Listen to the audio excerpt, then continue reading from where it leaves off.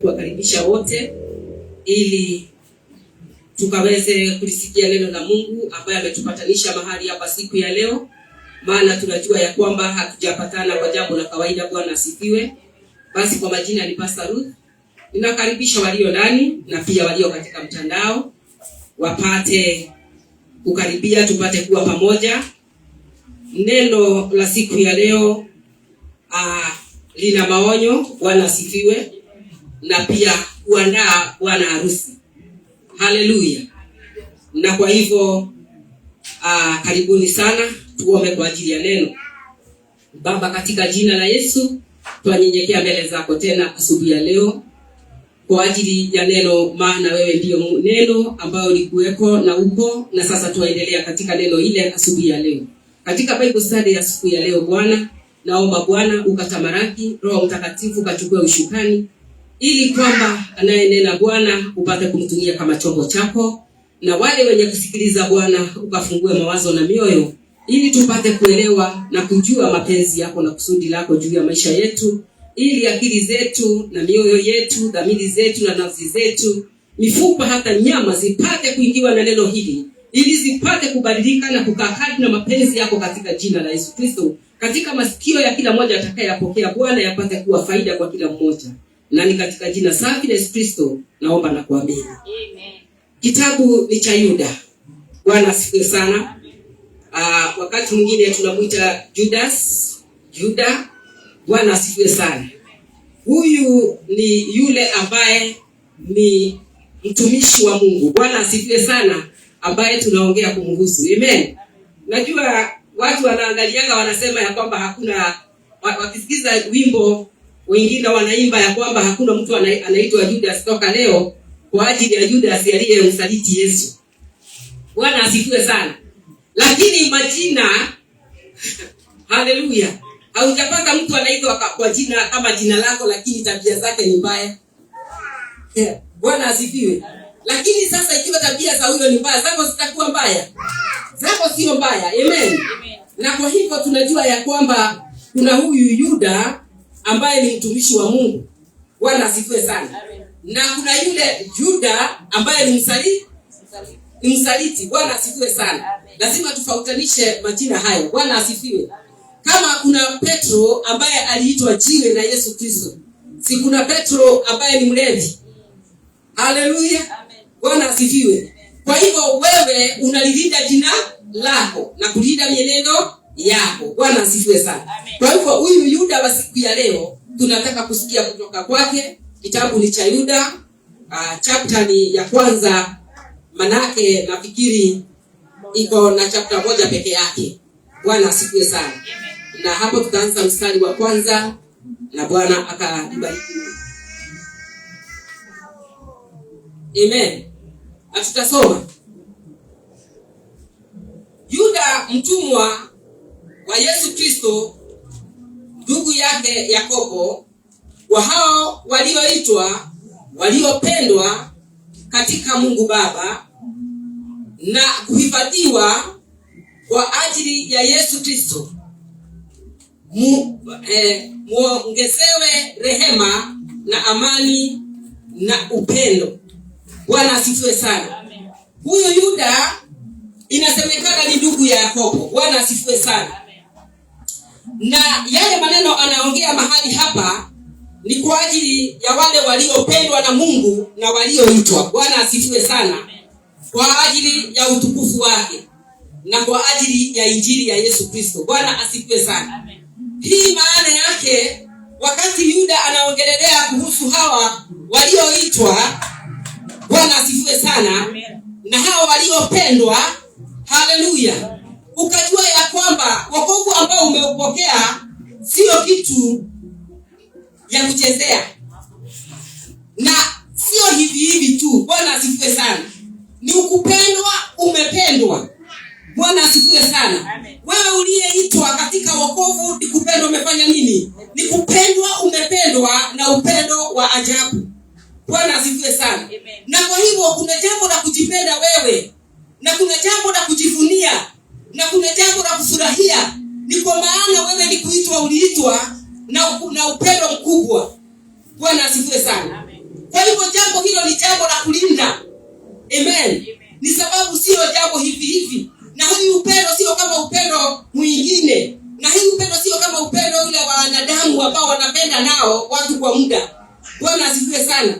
Na hata upendo sio upendo kama wanadamu ambao wanakuonyesha kwamba wanakupenda kwa uso na kwa mdomo, lakini kwa mioyo wanajua kwamba hawakupendi. Haleluya. Bwana asifiwe sana. Amen. Sio upendo wale wanadamu wanakupenda nao na bado wako na shauku na wewe. Lakini huu upendo na mwito huu ambao Yakobo Yuda anaongelelea, huu ni upendo ya walioitwa wateule na watakatifu wa Yesu Kristo ambao wamejilinda. Haleluya. Amen.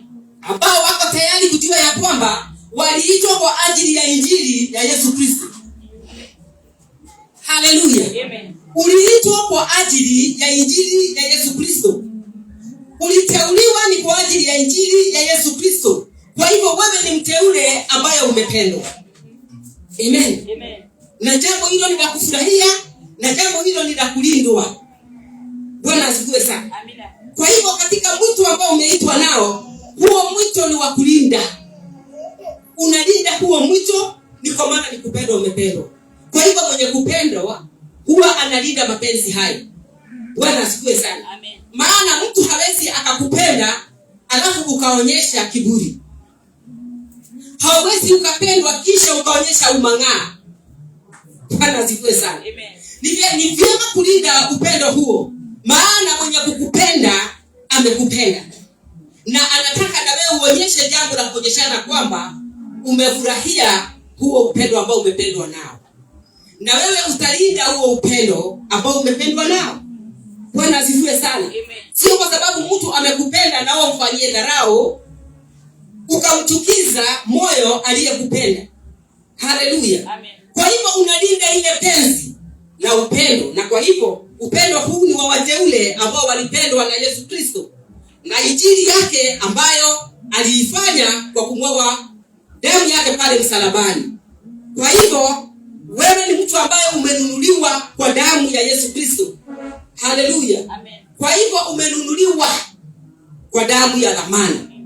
Na kwa hivyo kwa ajili ya upendo wa damu hiyo una haki ya kulinda hiyo penzi. Bwana asifiwe sana. Amen. Kwa hivyo hawa watu ndio ambao Yuda anazungumzia. Mstari wa 3 unasema, wapenzi, nilipokuwa nikifanya bidii sana kuandikia habari ya wokovu ambao ni wetu sisi sote, naliona imenilazimu kuwaandikia ili niwaonye kwamba muishindanie imani waliokabidhiwa watakatifu mara moja tu.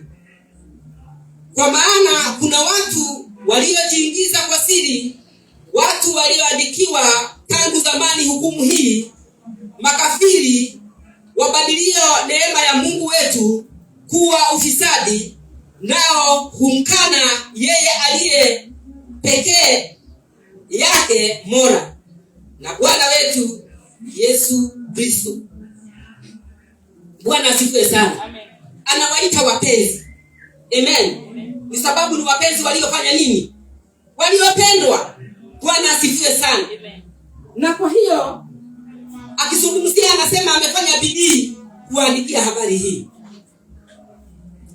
Na hii ni habari ya wokovu ambao ni wetu sisi zote. Haleluya. Amen.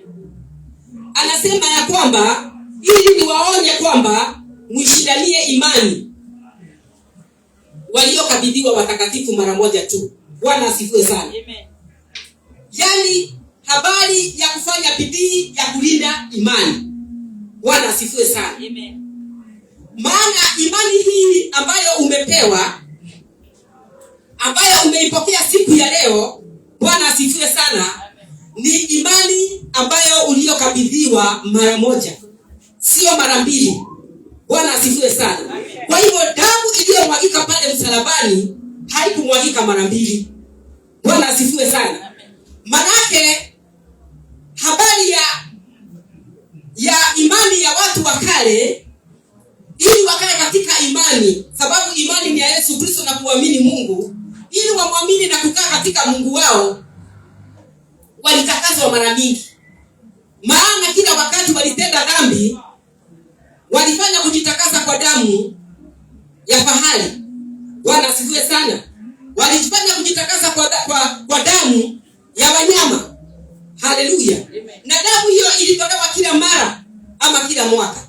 Bwana asifiwe. Lakini kuishindania imani yetu sisi ni mara moja peke yake. Damu ya Yesu Kristo ilisafisha mara moja. Bwana asifiwe sana. Na kwa hivyo neno la Mungu linasema damu hiyo ingali ni mbichi hata sasa, iko tayari kutakasa kila mmoja ambaye ameamini na kila atakaye amini. Bwana asifiwe sana. Bado iko tayari kumtakaza na kumsafisha kila mmoja. Bwana asifiwe. Kwa hivyo anasema ushindanie imani hiyo, ukailinde imani hiyo kwa bidii. Bwana asifiwe sana. Anasema ufanye kushindania imani hiyo kwa bidii. Kwa nini? Ni kwa maana maadui ni wengi. Bwana asifiwe sana. Ambao ni adui ya imani hiyo. Ndiposa mstari wa 4 unasema namna gani? Ndiposa mstari wa 4 inasema ya kwamba kwa maana kuna watu waliojiingiza kwa siri, watu walioandikiwa tangu zamani hukumu hii, makafiri wabadilio neema ya Mungu wetu kuwa ufisadi, nao humkana yeye aliye pekee yake Mola na Bwana wetu Yesu Kristo. Bwana asifiwe sana. Kwa maana kuna watu walioingia katika imani hiyo kwa siri. Haleluya. Wamekuja kwa siri kufanya nini katika imani? Kupeleleza wokovu wetu, kupeleleza imani yetu kama kwamba imesimama katika vizuri katika Bwana. Haleluya. Waliingia kwa siri wakijua ya kwamba hao sio waamini wa imani ya kufika katika mji mtakatifu ya kwenda mbinguni. Bwana asifiwe sana. Lakini wameingia kwa siri kati yetu ili kuangalia imani yetu imesimama namna gani. Na wakijua ya kwamba wamehukumiwa, maana yake ni makafiri. Haleluya. Bwana asifiwe, Bwana asifiwe. Lakini wakijua ya kwamba hao hawajaokoka, wamekuja kati yetu kupata nini? Kupeleleza imani yetu, kupeleleza wokovu wetu, ili kwamba watuwekee mitego. Haleluya. Ili kwamba wafanye nini? Watuwekee mitego ya kutukamata ili watutoe katika imani hiyo. Bwana asifiwe sana. Kwa hivyo anaonya kwa neno hilo akisema ya kwamba hawa watu hawamwamini Mungu, hawamwamini mtakatifu. Haleluya. Hawako tayari kuokoka, hawako tayari kutubu dhambi zao, hawako tayari kuendelea. Bwana asifiwe. Wanafanya nini kati yetu? Wanakuja kutupeleleza ili watutenge katika ile imani, watutoe katika wokovu, watutenganishe na ile imani ya kweli, ili walete maneno yao ambayo yanafanana na hiyo na wala sio hiyo. Bwana asifiwe sana. Yuda anasema ya kwamba linda imani yako kwa bidii, linda wokovu wako kwa bidii. Bwana asifiwe sana. Kati ya hiyo ukijua ya kwamba adui mkubwa wa imani yako na wokovu wako ni nani? Bwana asifiwe sana. Adui mkubwa wa imani yako na wokovu wako ni wewe mwenyewe. Bwana asifiwe sana. Adui mkubwa wa imani yako na wokovu wako ni wewe mwenyewe. Bwana asifiwe sana. Kwa hiyo lazima ushinde. Haleluya. Utashinda nani? Unafaa ushinde nani? Bwana asifiwe sana. Lazima ushinde mwili. Haleluya. Lazima ushinde mwili. Ni kwa maana mwili umebeba kila aina ya tamaa zote. Bwana asifiwe sana. Ndio umebeba uadui, ndio umebeba chuki, ndio umebeba fitina, ndio umebeba uchochezi, ndio umebeba mtengano. Bwana asifiwe. Kwa hivyo lazima uwe tayari kushinda hizo vitu zote. Haleluya.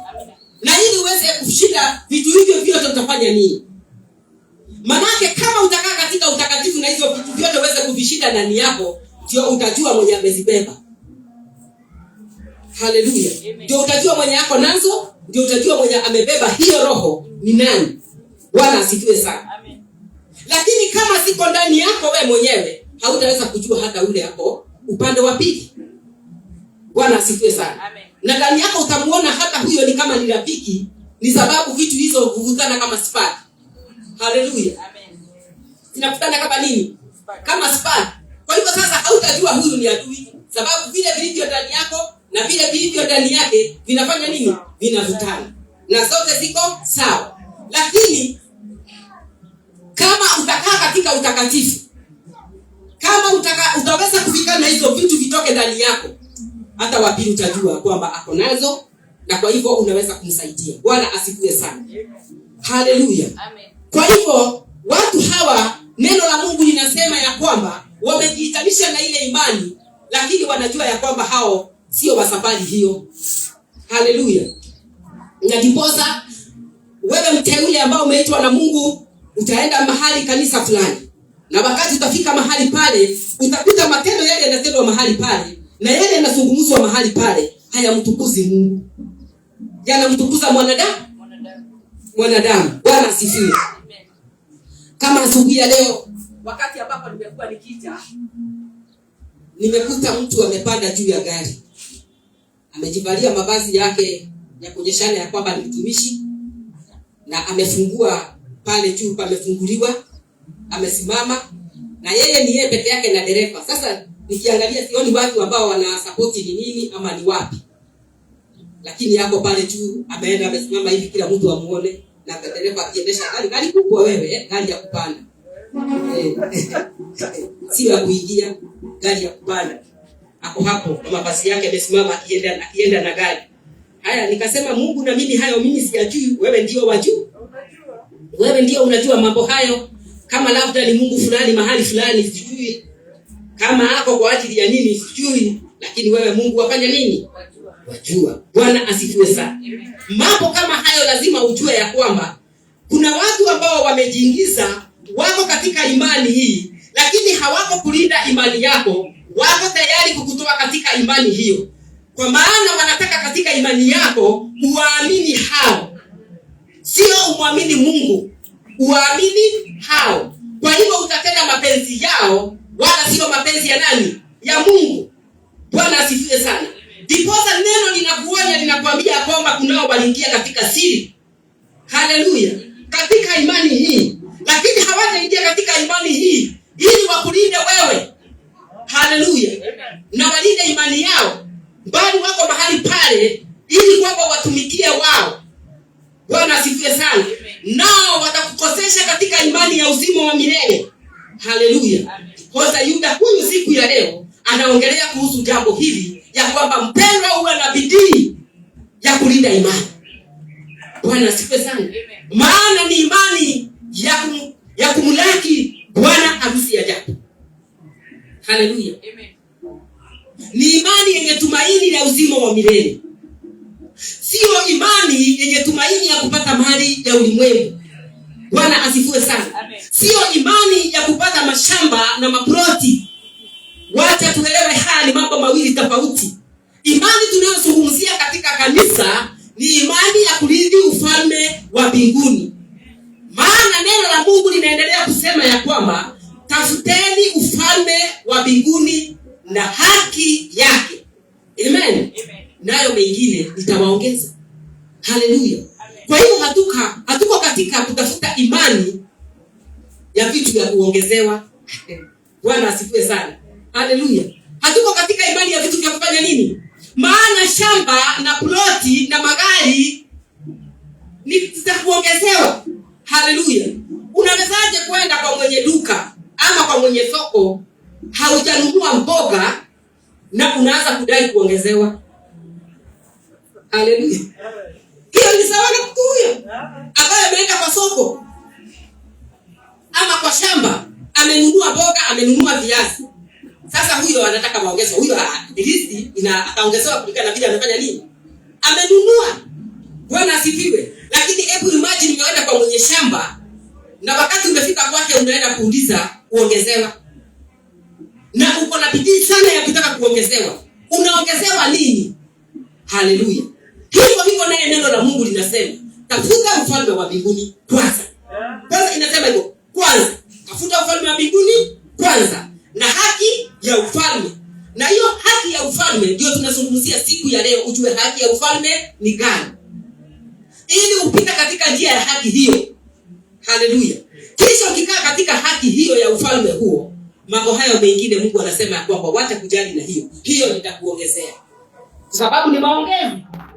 Nitakupa maana najua unataka, unahitaji. Bwana asifiwe sana. Kwani nani yako mahali hapa hataki kuwa na shamba? Nani yako mahali hapa hapendi kuwa anakaa kwake? Nani yako mahali hapa hapendi kuwa na gari? Lakini anasema kwanza tafuta ufalme wa mbinguni na haki ya ufalme. Bwana asifiwe sana. Haleluya. Ama hujui kwamba kuna wengi ama kati yetu wengi ambao tumekosa kuwa na gari na tumekosa kuwa na mambo makubwa, ni sababu Mungu anapenda tulinde imani. Hataki tupate hiyo tukaingiwa na kiburi. Sababu Mungu labda anajua kwamba huyu nikimpa gari, huyu nikijaribu nimpe nyumba yake aishi, kiburi kitampanda na tutatengana. Bwana asifiwe sana. Nani anajua ya kwamba hizo vitu umekosa ili kwamba ulinde imani? Haleluya. Labda kuna vitu umekosa kuwa navyo ni kwa ajili Mungu anataka ulinde imani. Anataka ulinde wokovu.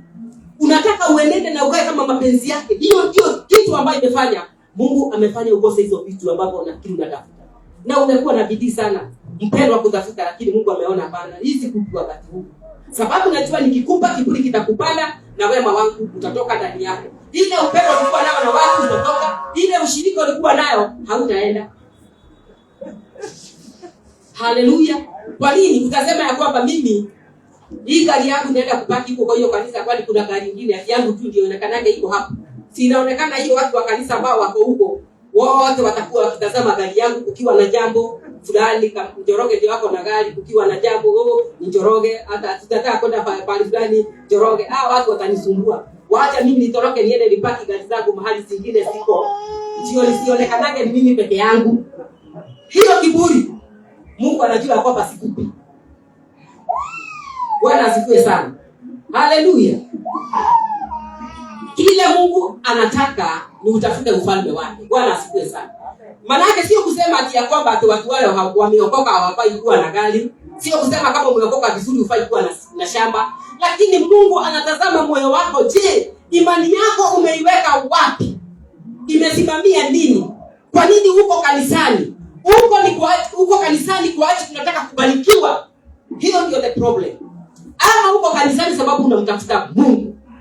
Haleluya. Na ndiposa namwambiaga ndio unaona hizi viti ziko hivi. Haleluya. Sababu wengi ambao wako katika kanisa hawajaja mahali pale ili kumtafuta Mungu. Haleluya. Yohana akawauliza, na vile mmekuja hivi, mmekuja kuona vile nyasi inatingizika ama mmekuja kwa nini? Haleluya. Mmekuja kutafuta nini? Amen. Bwana asifiwe sana. Ni nini imewalete? Yohana aliangalia watu hawa akajua ya kwamba hawa hawajakuja sababu ya kumtafuta Mungu. Hawa wamekuja ni sababu kuna kitu wanataka. Na Yesu akawaona. Hawa walikuja ni sababu ya vile walikula mikate wakashiba. Wakajua ya kwamba kutoka sasa kazi hatufanyi tena. Miujiza tu kikuja na mkate ipigwe dabu. Trip. Watu wakule washibe. Akawakaita na wengine wakakuja kwa natoleni tumfuate Yesu. Huyo ndio mwenye chakula yote. Mambo ya kushinda kumalima huku na kupanda na ng'ombe ukitafutana naye hakuna haja. Yesu alikuwa na yeye huko na kijana alikuwa tu na mikate mingapi? 5 peke yake. Na samaki wawili na kuambia. Si tulikula. Na unajua bahari wakihesabiwa wa mama na watoto, nataka uhesabu hapa. Wale wa mama na watoto ambao wako mahali hapa kama sio wengi kuliko wale wako kanisani. Na unajua wa mama na watoto hawakuhesabiwa. Wakihesabu wanaume walikuwa ngapi? Wanaume peke yake walikuwa 1000 ngapi? Sasa uniambie, ikiza wa mama ndani. Hiyo hapa si dawa bali triko au ni wa mama peke yake. Ukiingiza watoto. Sasa tukihesabu hiyo watu walikuwa kama 1000 ngapi? 1030. Hawa watu ni kama walikuwa 1000 ngapi? Mikate ngapi? Na samaki? Shida ni kwamba nyama hazikutoka hata ndoo moja. Samaki asikubaki. Lakini mikate ilibaki ngapi? Vikapu 12. Kwa hivyo kila mtu mwanafunzi alienda na yake nyumbani. Bwana asifiwe sana. Amen. Na sio watu waliitana hii siku nyingine. Kujeni tuende. Wewe unaenda kulima nini? Tuende tumfuate. Huko mikate ni mingi. Hata tu isikose moja ya kubadilisha. Haleluya. Hivyo hata leo. Yesu alikuja akawaona vile wamekuja wakiwa wengi kuliko wajana. Walikuwa mara mbili kuliko wajana. Akawauliza mmekuja kwa sababu ya vile mlikula mikate mkashiba? Ama mmekuja kwa ajili ya kupenda Mungu? Aliwajua hila zao. Bwana asifiwe sana. Sababu Mungu anatazama mioyo. Haleluya. Hatazami nyuso, hatazami wingi. Haleluya. Na si walikuwa wengi kuliko jana. Yeye hakufurahishwa na wingi, lakini aliangalia kwanza wajana. Akakuta hawa hakuna kitu katika mioyo yao. Hakuna hata kitu walisikia. Hata hakuna ujumbe wangu walipeleka ya kuwa na tumaini na kumpenda Mungu. Hawakupeleka tumaini na kumpenda Mungu nyumbani. Kile walipeleka nyumbani ni kwamba tulikula mikate na samaki na kwambia tulishiba. Hiyo ndio ujumbe walipeleka. Na ndio ilileta hawa wengine. Bwana asifiwe sana. Kwa hiyo ndipo nakwambia ya kwamba kama umefika mahali neno lako liko, tulia. Kama unajua wewe ni mrithi wa ufalme wa mbinguni. Amen. Lakini kama unajua wewe unatafuta mikate, utafika na utakuja kule watu wanatafutanga mikate vile wako wengi. Hakuna hata mahali pa kukaa. Kutoka wakati tulianza hii kanisa na ile miaka tumekaa, kama tungelikuwa tunatafuta ufalme wa mbinguni, hata hatungekuwa tumepanua, tungekuwa tumeanza kufuta na huko. Kama ni ufalme wa mbinguni watu utafuta. Lakini sababu wengi wanatafuta mikate, ndipo unakuta tulivyo. Ni kwa maana sio wengi wanatafuta ufalme wa mbinguni. Wengi wanatafuta mikate. Bwana asifiwe sana. Amen. Ndipo Yuda akawaambia, "Mlinde imani, ni sababu kunao walioingia katika siri." Haleluya. Na katika siri hii umeona wengi kweli wameingia kwa jina la Yesu. Bwana asifiwe sana. Na ni waombaji wakubwa, na mnaona matendo ambao wanayatenda. Na kuuliza, wale watu ambao wanawaongoza wanaelekeza wapi? Wanaenda wapi? Bwana asifiwe sana. Ni kwa maana wengi watalia hiyo siku wakiona wao pamoja na kiongozi wao. Haleluya. Unajua watu wamedanganyika katika akili zao. Wenye kudanganya na wengine wakidanganyika, wanafikiria kwamba sababu mtu anasema kwa jina la Yesu Kristo ni mchungaji, wanafikiria kwamba yeye ndiye amewabebea uzima. Haleluya. Yeye ndiye amefanya nini? Amewabebea uzima wao na wokovu wao, wakijua ya kwamba akiwa mbele yetu atatutetea kwa Mungu. Akili za wengine zikiwadanganya ya kwamba Mungu hawezi kuharibu hawa watu wote. Mungu hawezi kuwabariki watu wote. Na Mungu anapendanga watu wanafurahi. Sasa wanafikiria kwamba kanisani ndiko watapeleka sarakasi watu wafurahi. Wakiona kwamba kila mtu ameenda akifurahi, wanafikiria kwamba wamemtumikia Mungu. Bwana asifiwe sana. Watu wamepeleka sarakasi wafurahisha wanadamu, lakini si wamfurahishe Mungu. Kwa hiyo hawawapi watu hao neno la uzima wa milele ambalo lilifanya Kristo Yesu akaja. Yule Yesu wanamtaja, hawajui ya kwamba ni kwa nini alisulubishwa pale msalabani.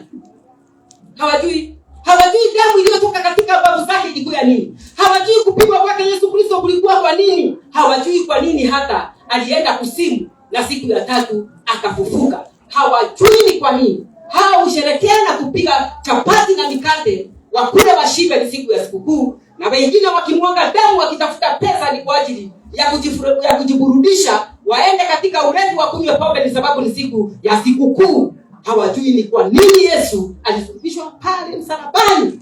Alisulubishwa akinunua kanisa. Alikuwa ananunua kanisa. Alikuwa ananunua kanisa. Mtu kama wewe ambaye siku ya leo Yuda anasema linda imani. Bwana asifiwe sana. Amen. Mstari wa 5 unasema tena anapenda kuwakumbusha, ijapokuwa mmekwisha kujua haya yote, ya kwamba Bwana akiisha kuwaokoa watu katika nchi ya Misri, aliwaangamiza baadaye wale wasioamini, na malaika wasioilinda enzi yao wenyewe, lakini wakaacha makao yao yaliyowahusu. Amewaweka katika vifungo vya milele chini ya giza kwa hukumu ya siku ile kuu. Bwana asifiwe sana. Amen. Haleluya. Amen. Anasema namna gani? Anawakumbusha ya kwamba ingawa mmejua haya yote. Haleluya. Amen. Na Bwana kisha waokoa watu katika nchi ya Misri. Amen. Anasema hata kama waliokolewa, lakini wakakataa kutii, wakakataa kukaa katika zamu yao. Bwana asifiwe sana. Amen. Nini yalitendeka kwao? Aliwaangamiza. Sababu ya kufanya nini? Hawakutii. Pamoja na hiyo, usione malaika ni mkuu sana. Bwana asifiwe sana. Sababu wengi wamejifunza sababu ya malaika. Wanaongea kuhusu malaika, malaika nimeona malaika, malaika amesema, malaika amenizungumzia, malaika ameniambia nivalie hii basi, malaika akaniambia nifike kitambaa ya blue, akaniambia nivae ya yellow. Malaika. Haleluya. Amen. Unakosa kumwamini Mungu, unaamini malaika. Haleluya. Kwa hiyo anaongea kuhusu watu wale waliokolewa Misri, na anaongea kuhusu malaika yule aliyetumwa kwa wanadamu. Bwana asifiwe sana. Kwa maana hakulinda enzi yake. Haleluya. Ilifanyika nini? Inasemekana ya kwamba amewekwa katika kifungo cha milele katika giza, akingojea siku ya hukumu. Na ndio hao wako katika mto Frati. Haleluya. Ambao maandiko yanasema ya kwamba itakauka. Ambao sasa tayari imefanya nini? Imekauka. Sio imeanza kukauka, imekauka tayari na imeanza kupasuka. Na katika mto huo sauti zinatoka. Sababu wale sasa wanajua wakati wa kufunguliwa kwao huu karibu. Bwana asifiwe sana. Amen. Haleluya. Ni kwa ajili ya malaika hao ambao hawakulinda enzi zao. Walikosa kulinda enzi zao namna gani? Maana wakati walitumwa na Mungu wakuje waelimisha wanadamu, kila walifanya walipofika duniani, waliona wasichana ya wanadamu ni wazuri, nao wakalala nao. Haleluya. Amen. Na hao ndio walizaa majitu. Amen. Amen. Haleluya. Hao ndio walifanya nini? Walizaa wale watu nasikia walikuwa wa mikono 9. Haleluya. Mikono 9. Hesabu hii moja. Pika hizo mtu anafanya nini? Bwana asifiwe sana. Amen. Hao ndio wana wa Israeli walienda kuwakuta kule Kanani. Mpaka wakaogopa. Haleluya. Hawakulinda enzi zao. Hawakulinda enzi zao. Bwana asifiwe sana. Na kwa hivyo wewe siku ya leo uko tayari kulitii hili neno? Bwana asifiwe sana. Amen. Ulitii neno. Ufanye mapenzi ya Mungu, ili usije ukaangamia katika moto ambao umewekwa tayari. Bwana asifiwe sana. Amen. Na je, umelinda enzi yako? Amen. Amen. Maana sasa enzi yako ni hii. Bwana asifiwe sana. Amen. Enzi yako ni ndugu, enzi yako ni dada ambao umeitanishwa naye katika Bwana. Haleluya. Amen. Una jambo la kumlinda. Bwana asifiwe sana. Lakini sio kumchochea ndugu. Na ndio hawa wenye uchochezi hawa walioitwa hapa waliingia katika siri. Kwamba wewe katika enzi yako ni kulinda ndugu, ni kulinda dada. Kwamba imani yake isije ikashuka ni kwa ajili yako. Haleluya. Amen. Kwamba asije akapotea kutoka katika neno ni kwa ajili yako. Ni kwa ajili ya maneno ambayo umeyazungumza. Ni kwa ajili ya mambo ya matendo ambayo umemtendea mpaka imani yake ikashuka. Haleluya. Amen. Enzi yako ni kulinda ndugu, enzi yako ni kulinda dada katika imani. Kuangalia ni jambo gani ambalo limemuumiza katika moyo ambao limefanya imani yake ikashuka. Kwa hivyo maneno ambayo utakayozungumza naye si ya kumwangamiza, utampatia maneno ambayo ya kumlinda. Bwana asifiwe sana. Amen. Kama utazungumza na wenye ndoa, unajua ya kwamba unawapatia maneno ya kufanya ndoa zao zisimame vizuri. Bwana asifiwe sana. Kama unaongea na vijana, unajua ya kwamba anawapatia vijana maneno ambayo itakao wafanya wakadumu katika utakatifu hadi wakati ambapo wakati wao utakapofika. Amen. Amen. Kwa hivyo kama wewe ni kijana, ilinda enzi yako. Bwana asifiwe sana. Amina. Na kwa hivyo utafanya kanisa litukanwe. Bwana asifiwe sana. Ama yaipike ni sababu ya matendo yako kama mwanalika ambaye ni youth, ambaye hakungojea wakati wake wa kuoa, hakungoja wakati wake wa kuolewa, ni kwa maana hakulinda enzi yake. Bwana asifiwe sana. Kwa hivyo ukiwa kijana katika kanisa, linda enzi yako. Maana siku yako inafika ambapo Mungu mwenyewe atakupatia maongezo. Haleluya. Maongezeo ya Mungu atakaye kuongezea ukiwa kijana ni mke. Na hata kupa mke wa machozi. Hata kupa mke ambaye hata kuheshimu. Hata kupa mke ambaye hata nyenyekea. Haleluya. Kama ni msichana, Mungu ukikaa katika enzi ya Mungu na kukaa kama mapenzi yake, hata kupa mume ambaye atakuhangaisha. Hata kupa mume ambaye atakufanya kukaa na machozi. Haleluya. Amen. Na kwa maana shoka zilizo katika kiondo kimoja zinagongana, ana uwezo wa kukwambia pole, ana uwezo wa kuomba msamaha. Bwana asifiwe sana. Sijasema ya kwamba hatakosea. Ataweza kosea, lakini ataweza kuomba msamaha. Ataweza kusema sorry. Haleluya. Nisamehe. Amen. Ni sababu umepata yule mtu ambaye anastahili, ambao umepewa katika maongezo ya kuishi katika kulinda imani. Bwana asifiwe sana. Maana katika kulinda imani, Mungu anakupa maongezeo mazuri. Hata kupa maongezeo ya machozi. Hata kupa maongezeo ya kujuta. Kwa nini huyu mtu alitoka wapi? Amen. Maana kama ni kijana, umelinda enzi yako. Haleluya. Umefanya nini? Umelinda enzi yako. Kama ni mzee, amelinda enzi yake kwa njia gani? Amelinda ndoa yake vizuri. Bwana asifiwe sana. Amen. Maana kile kinahitajika kwa mama anampatia. Kile kinahitajika kwa watoto anapeana pasipo manung'uniko, maana amejua kwamba hili ni majukumu yangu. Haleluya. Na wewe kama ni mzee, hakuna wakati utakosa ya kupeana. Maana kichwa cha mume ni Kristo. Kama kitakosekana, utaenda kwake Kristo. Unamwambia Mungu, ulisema wewe ndio kichwa changu na nyumba yangu inahitajika hiki, inahitajika kile, lakini Mungu tasema hakuna. Ninaomba Bwana unijalie. Na itaonekana kwamba ikiwa wewe umemheshimu kichwa yako, haleluya, amen, na umemwitisha kile kinastahili, umekaa na umelinda imani hiyo, sioni kwa nini ikose. Mungu atakupatia hata kama ni hiyo. Bwana asifiwe sana. Amen. Haleluya. Amen. Na wewe kama mke ambaye umeheshimu kichwa chako ambaye ni mume wako, Bwana asifiwe sana. Hautakuwa na ubishani, hautakuwa na umalaa, hautakuwa na kukataana na kuonyeshana uso ngumu. Bwana asifiwe sana. Na ukaidi. Hapana. Maana yake wewe unajua kichwa chako ni mume wako. Na kwa hivyo ukililia Kristo kwa ajili ya mabadiliko ya mambo ambayo unahitaji katika nyumba yako, kwa nini ukose na umelinda imani? Bwana asifiwe sana. Amen. Hakuna wakati utakosa, ni sababu umelinda imani na umelinda enzi yako. Kama mwanamke umelinda enzi yako ya unyenyekevu kama neno. Bwana asifiwe sana. Amen. Umelinda unyenyekevu, umelinda na utiifu.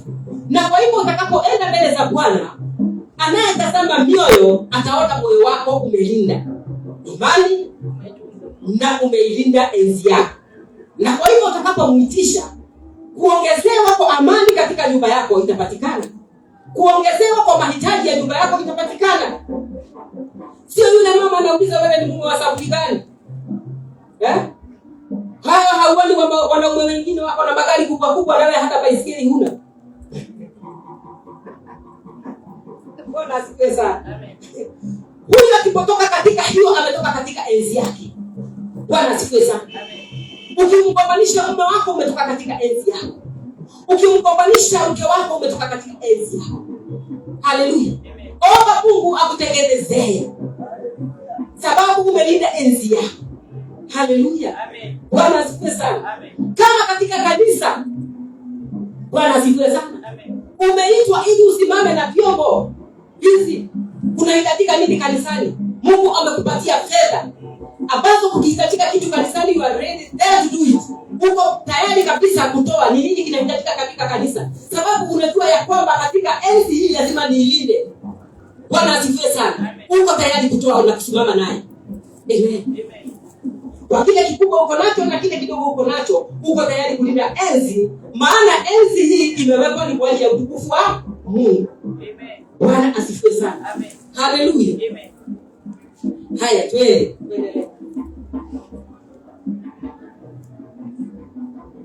Mstari wa 7.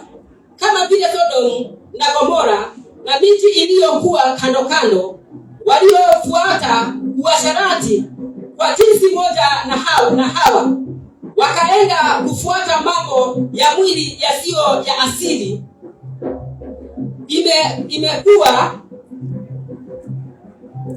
imewekwa kuwa dalili, wakiadhibiwa katika moto wa milele. Haleluya. Kama Sodomu na Gomora. Bwana asifiwe sana. Neno la Mungu linasema hawa walitoka katika enzi zao. Enzi zao ni gani? Bwana asifiwe sana. Ni mume aoe mwanamke. Bwana asifiwe sana. Na mwanamke aolewe na mwanaume. Lakini walitoka katika njia hiyo. Bwana asifiwe sana. Kwa hivyo hawakulinda enzi hiyo. Bwana asifiwe sana. Hawakulinda enzi gani?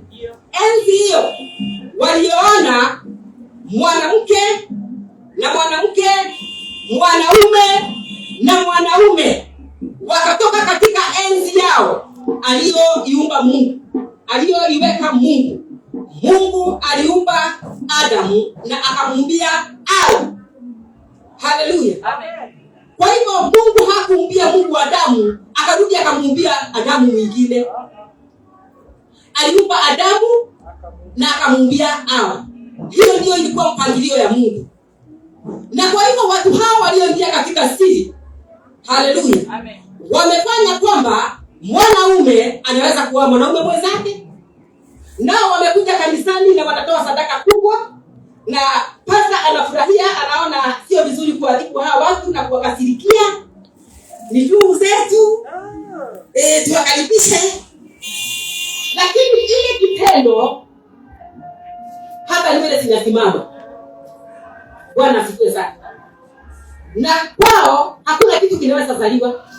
Haleluya. Bwana Yesu asifiwe sana. Wamekataa enzi za Mungu. Amen. Wamepita kwa ile njia ambayo Mungu hakuwa amepanga wapitie. Bwana asifiwe sana. Maana yake hata kama ni mwanamume kwa mwanamke, kuna njia ya kupita. Usipite katika ile njia sio hiyo. Utakuwa umetenda dhambi. Haleluya. Bwana asifiwe sana. Amen. Maana tunawasikia hata katika redio, hata katika maongeo tunawasikia hao ambao wamekataa enzi ya Mungu na njia ya Mungu. Haleluya. Wamekataa njia hiyo, hawataki hiyo. Lakini ni bwana na bibi, lakini wamekataa ile njia ya Mungu. Wakakataa kukaa katika enzi zao. Wamewekewa moto. Bwana asifiwe sana. Wamewekewa nini? Moto. Wamewekewa moto. Sababu wamemuudhi Mungu. Wamefanya nini? Wamemuudhi Mungu na tena wamemuasi.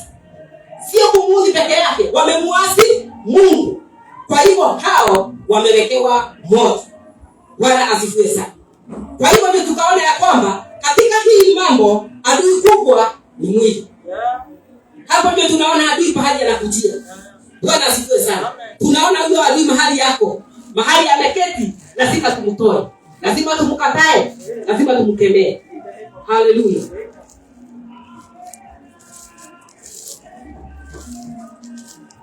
Tumefika wapi? Tunaenda pamoja? Haleluya. Basi tunakuja mstari sasa, nasema ya kwamba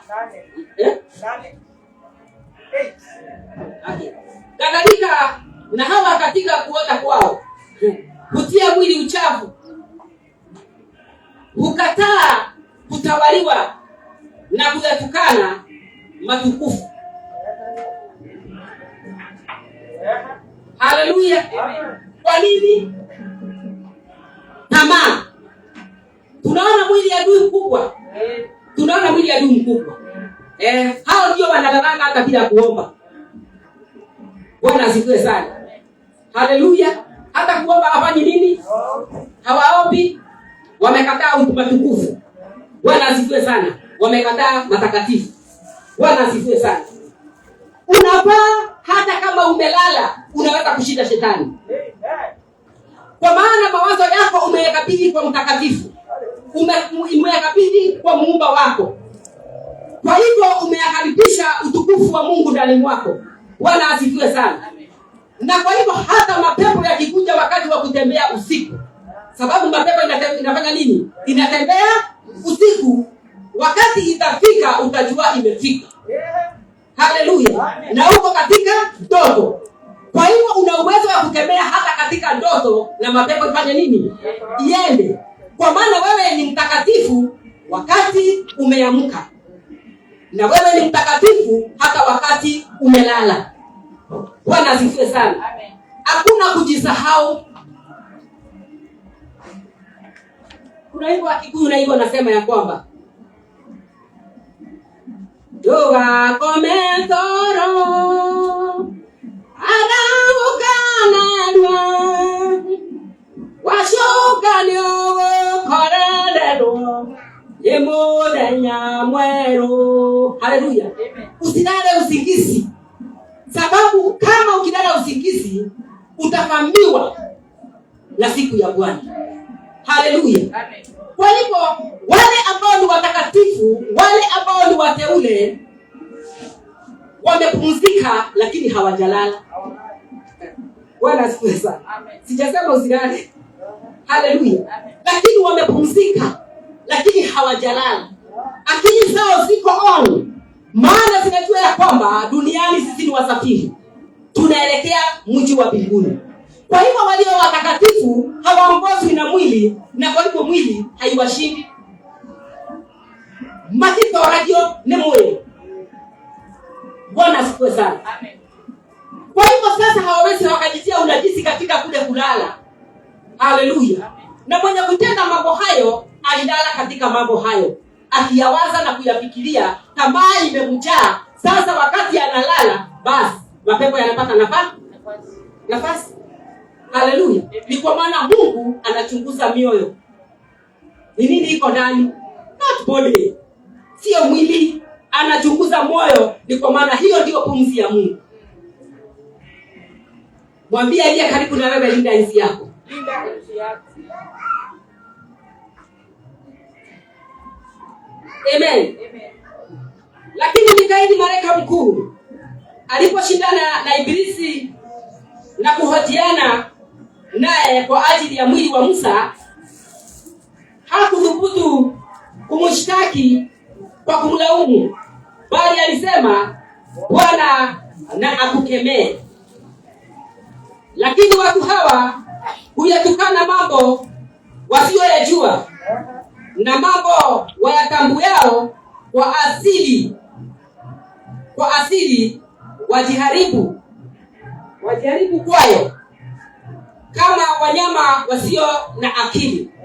Ole wao, kwa sababu walikwenda katika njia ya Kaini na kulifuata kosa la Balamu pasipo kujizuia kwa ajili ya ujinga, nao wameangamia katika maasi ya Kora. Bwana asifiwe sana. Amen. Haleluya. Amen. Kwa nini Mikaeli hakumkemea shetani? Haleluya. Akamwambia Bwana anafanya nini? Na akukemee, sababu yeye ndio ana uhakika wa mambo haya. Kwa hivyo yeye Bwana anafanya nini? Na akukemee wewe. Yeye hakumkemea shetani. Bwana asifiwe sana. Amen. Haleluya. Amen. Kwa ajili hii Mungu anatuonya. Amen. Unajua kuna watu kati yetu ama baadhi ya waliookolewa, Bwana asifiwe sana, kazi yao ni nini? Ni kukemea. Akikutana na panya, shindwa katika jina la Yesu. Akikutana na mende, shindwa katika jina la Yesu. Akikutana na nini? Shindwa katika jina la Mungu. Amekamada, shindwa katika jina la Yesu. Yaani shindwa katika jina la Yesu, kwa tu shindwe. Hata shindwe. Shindwa ni wimbo. Bwana asifiwe sana. Kila kitu ni shindwe. Shindwe. Bwana asifiwe sana. Mwingine amesema watajua Mungu wao. Watajua yule Mungu ninaombaka ni nani. Ameenda kujifunga kula na kunywa ili mtu fulani aangamie. Ashindwe katika jina la Yesu. Haleluya. Neno la Mungu linasema Mikaeli hakufanya hivi. Bwana asifiwe sana. Maana sio kila kitu lishindwe. Lazima ujue ya kwamba kuna nguvu katika ulimi. Bwana asifiwe sana. Kuna nini? Kuna nguvu katika ulimi. Lazima ujue mahali inafaa kutumika. Bwana asifiwe sana. Linda enzi yako. Bwana asifiwe sana. Jua ulimi yako inafaa kutumika wapi? Amen. Hapana achilia kila kitu. Hapana achilia nguvu mahali haistahili. Sasa panya na mende, umeiachilia nguvu ya Mungu kufanya nini? Kwa mende. Umeachilia nguvu ya Mungu kufanya nini kwa panya? Bwana asifiwe sana. Amen. Haleluya. Amen. Lazima ujue kwamba kuna vitu viliumbwa lazima ziwepo. Haleluya. Amen. Bwana asifiwe. Sisemi kwamba usipige dawa. Bwana asifiwe sana. Lakini ujue kuna dawa ya mende na ujue kuna dawa ya panya. Dawa ya panya sio shindwe katika jina la Yesu. Dawa ya mende sio shindwe katika jina la Yesu.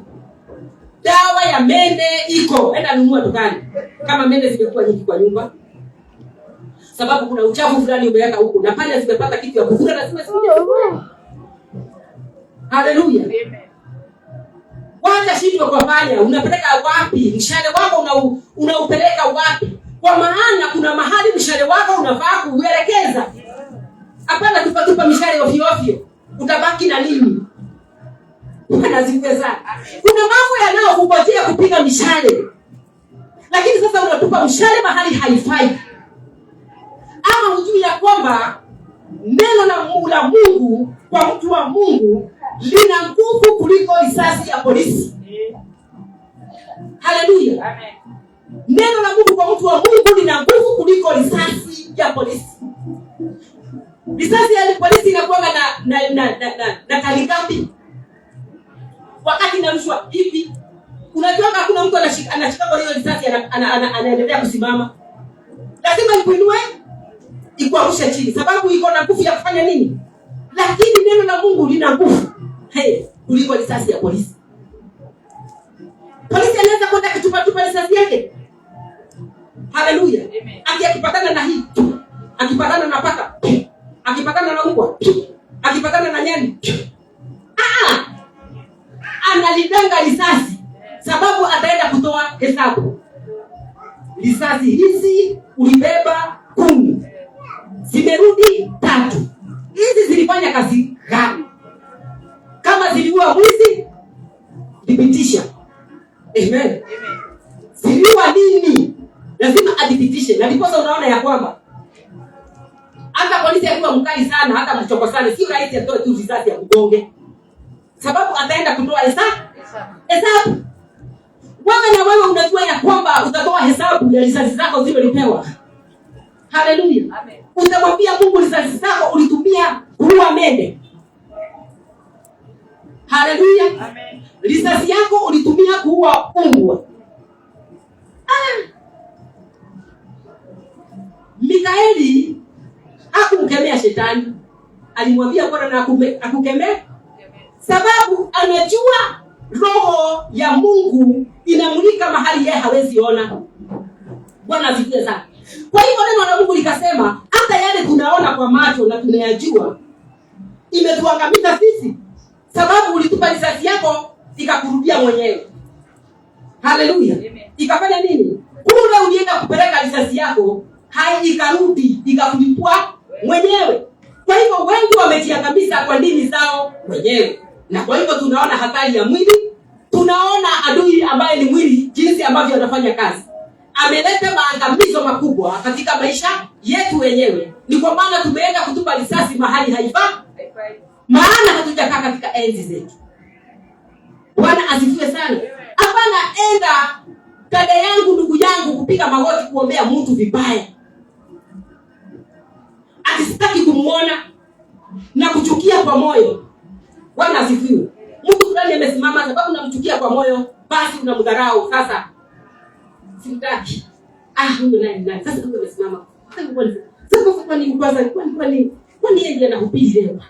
Yaani wewe haujui kwamba Mungu anaangalia mioyo. Na wakati kama huu utukufu wa Mungu uko mahali hapa. Na tukiwa mahali hapa hivi sasa, ujue sasa tunahubiri mbinguni. Bwana asifiwe sana. Ujue ya kwamba mbingu iko pamoja nasi, na siku hii ya leo kamera mbinguni imechukua. Bwana asifiwe sana. Kamera tayari imefanya nini? Imechukua hii ushirika. Inaonyeshana mbinguni vile kunaenda. Na kama neno hili liko ndani yako, sababu Mungu hatupi ngumi yake hewani pasipo kugonga kitu. Hauna kitu ya utaenda kusema hiyo siku. Bwana asifiwe sana. Amen. Hallelujah. Amen. Wacha nifikishe hapo kwa 8 sababu hata nyinyi mlikula muda yangu. Ama hamko kula. Bwana asifiwe sana. Bwana hapo mbili. Hapo kwa sio kwa 8. Kwa 8 ni kubwa sana. Amen. Bwana asifiwe sana. Sasa hawa anasema maasi yao ikiongea kuhusu watu wao ambao wanaambiwa hawana akili, inasema ya kwamba wataangamia, wataenda katika njia ya Kaini. Bwana asifiwe sana. Hao ndio kuzunguka. Kazi ya Kaini ilikuwa nini? Kuzunguka. Bwana asifiwe sana. Mwambia aliye karibu na wewe, umefika. Usizunguke tena. Mwambia umefika. Na maangamizi ya watu hao, neno nasema ya kwamba wataangamia kama nani? Kora. Ilikuwaje kwa Kora? Alimezwa na dunia. Bwana asifiwe sana.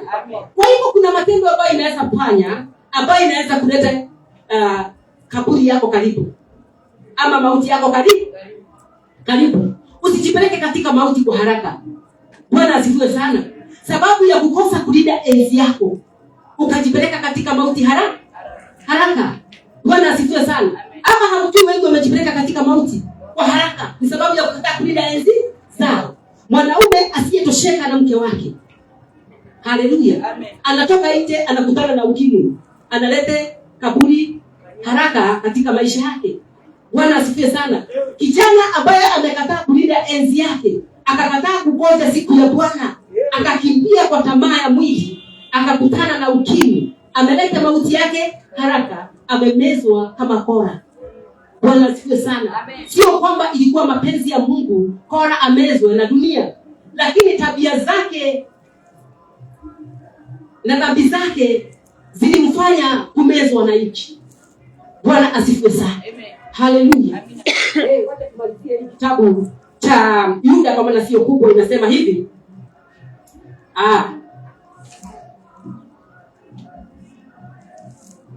Watu hawa ni miamba yenye hatari katika karamu zenu za upendo, wanapo karamu pamoja nanyi. Hawa ni hatari.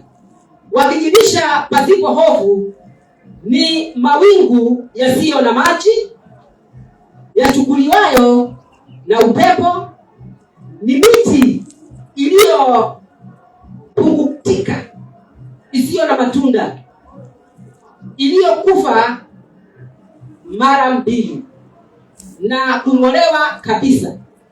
Ni mawimbi ya bahari yasiyozuilika, yakitoa aibu yao wenyewe kama povu.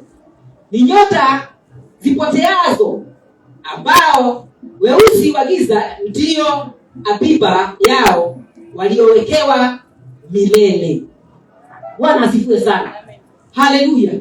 Ni vizuri unajisikiliza katika ndani yako. Bwana asifiwe sana. Ukiwa ndugu, ukiwa dada, ukaefikiria. Bwana asifiwe sana. Unajipima, unajiangalia, unaona ndani yangu kunatokanga nini. Bwana asifiwe sana. Unajipima ndani yako, unaangalia ndani yangu ile maneno inatokanga ndani yake, inaweza kusaidia mtu, inaweza ikainua mtu, inaweza kusimamisha mtu mahali. Mienendo yangu na tabia zangu zinaweza zikabadilisha mtu akakubali Kristo. Maongeo yangu yanaweza kufanya Mimi nikuwe kitu ambacho kinaweza kubalika na kila mtoto afurahie, hata bibi yangu afurahie, hata bwana yangu afurahie, hata majirani wafurahie, ni sababu yangu. Bwana asifiwe sana. Manake watu wasio kuwa watu wa aina ya kulinda imani na enzi zao. Neno la Mungu linasema ni kama mti uliokutuka ambayo hauna matawi. Na mti usio na matawi unaweza toa matunda wapi? Haleluya. Hauna dalili hata ya matawi, hata ukalipie yanaweza kutoa nini? Bwana asifiwe sana. Kwa hivyo watu wao wanaonekana ni kama bahari ambayo inapeleka ile maji. Inaitwa kwa nini? Mawimbi. Lakini yale mawimbi hata yakigongana kuna kitu inazaa. Kuna kitu inazalika katika mawimbi yanayogongana. Na mawimbi ikishinda mchana kutwa, mnaona kama vile kunakaa hivi tu, si kunakaa mawingu, hakuna mvua. Lakini baadaye hata mvua ikose. Kuna haja gani? Ni kama nyota ambazo zimewekwa katika enzi zake ili kuleta mwanga wakati wa usiku, lakini zinaanguka. Haleluya. Bwana asifiwe sana. Nataka ujue ya kwamba ulichaguliwa na Mungu kwa kusudi. Uliitwa na Mungu kwa kusudi. Manake neno la Mungu likianza mwanzo lisema walioitwa waliopendwa. Bwana asifiwe sana. Uliitwa kwa kusudi. Kwa hivyo usitoke katika mpangilio wa Mungu, usitoke katika enzi yako. Bwana asifiwe sana. Haleluya. Kama vile tumesema ni kwamba wewe ukiwa mama, nyenyekea. Haleluya. Linda enzi zako katika ndoa. Linda enzi zako katika kanisa kule ambako unashiriki. Bwana asifiwe sana. Ukiwa mume, linda enzi zako kama mume katika nyumba. Na kuwa mume katika nyumba sio kuguruma na sauti, hapana, ni matendo. Bwana asifiwe sana. Haleluya. Ili kwamba mkeo ajue ya kwamba anaye mume. Amen. Bwana asifiwe sana. Afurahie kwamba anaye mume. Hakuna mwanamke yote ambaye anayefurahia mtu amtukane na huko na bwana yake anaona amenyamaza. Ati ni bwana na amekaa. Na bwana yako anapigwa nje. Bwana asifiwe sana. Ni bwana gani? Haleluya. Amen. Na ndio nikaambia watu wengine wajue kwamba wakati wanatenda mambo, wakati wanaonyesha mchane, mkono na kidole na vita, wachunge sana. Manake sio ule mjane wanapigana na yeye. Maandiko inasema kila mwanamke mjane ni mwanamke wa Mungu, ni bibi ya Mungu. Haleluya. Ni bibi ya nani? Ya Mungu. Kama mwanamke mjane ni bibi ya Mungu, kama vile mwanaume yeyote hawezi kubali bibi yake apigwe kofi akiona, upige bibi ya mtu kofi akiangalia, nakwambia wewe unataka kukufa. Sasa na wewe ukiwa unaelekea kutaka kuangamiza huyu bibi ya Mungu, angalia silaha zako vizuri kama zinaweza kutoshana na za Mungu. Sababu upigani na huyu mjane, unapigana na nani? Na Mungu. Hebu ziangalie silaha zako vizuri kama zinaweza. Haleluya. Bwana asifiwe sana. Amen. Kwa hivyo ni kwa ajili ya masaa. Nilikuwa nasikia kuendelea kumaliza hii kitabu, lakini sababu ya masaa, lakini kitu lazima tuende kwa mpangilio. Acheni tusimame. Bwana awabariki wakati kila mtu anaenda kulinda enzi yake. Haleluya. Pamoja na kulinda enzi ya Mungu. Ni kwa maana katika kulinda enzi ya Mungu, hapo ndipo kunako kupata baraka. Haleluya. Kila atakayelinda enzi yake na kulinda enzi ya Mungu, hakika kuna baraka, hakika kuna maongezo. Amen. Kuna kubarikiwa. Ni kwa maana hapo ndipo tutapata baraka zetu. Tupate wimbo wa kutupeleka mbele za Bwana kwa maombi kwa ufupi sana.